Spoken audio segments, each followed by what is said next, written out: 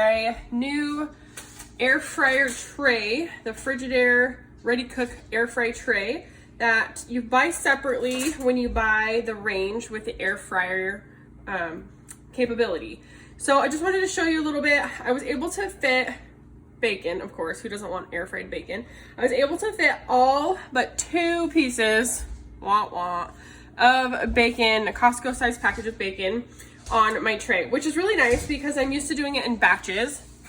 And so for comparison's sake, this is the tray that goes in my Instant Pot that I use with my Melty crisp lid, which I love that as well. I love my crisp lid for browning the tops of meatloaf and crisping up things that I've cooked in the Instant Pot. You can, of course, air fry with that, and this is the size comparison. So it's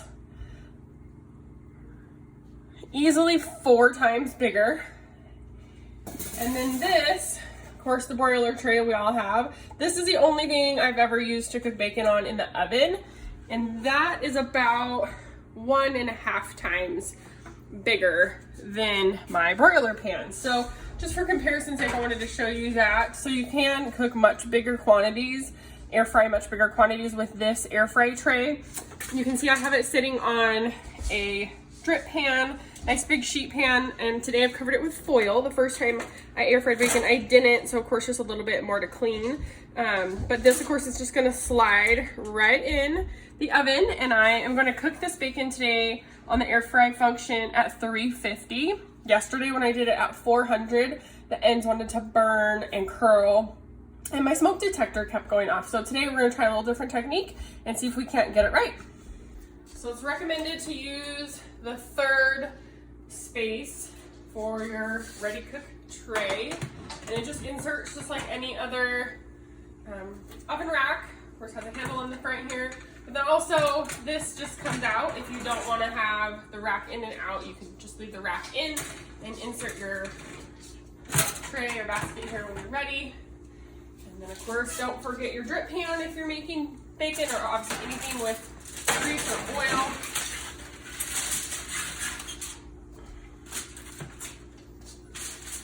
On there. So that'll catch all my bacon drippings here. I've got the air fry function on 350 today instead of 400.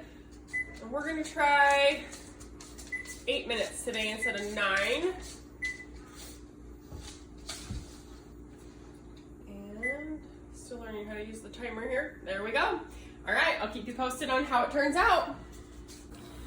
All right, this has been cooking for about 15 minutes, and obviously bacon shrinks up when we are cooking it, so I was able to sneak those last 2 pieces on that didn't fit on it originally.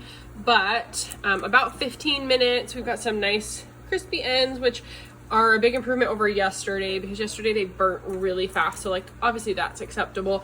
I do see that the end pieces, so like this one and the ones way back on the ends, are cooking a little bit faster than like these ones right here in the middle. So depending on your likeness, obviously this is very much up to interpretation of how you like your bacon.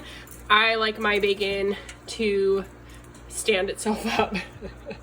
Basically, I don't want my bacon to bend or be chewy. So just depending on how you like your bacon, you can vary this time, because obviously right here for me, this isn't quite done enough for me, so I would let that keep cooking a little bit, but I would pull some of these other ones off in the meantime and just let those cook. So I would say, with my experimenting here over yesterday's cooking, which I felt like was almost a disaster, my smoke detector did not go off today, and the bacon is cooked how we like it, and that was at 350 for about 15 minutes. So I'm gonna try to get these pieces off here that I feel like are done,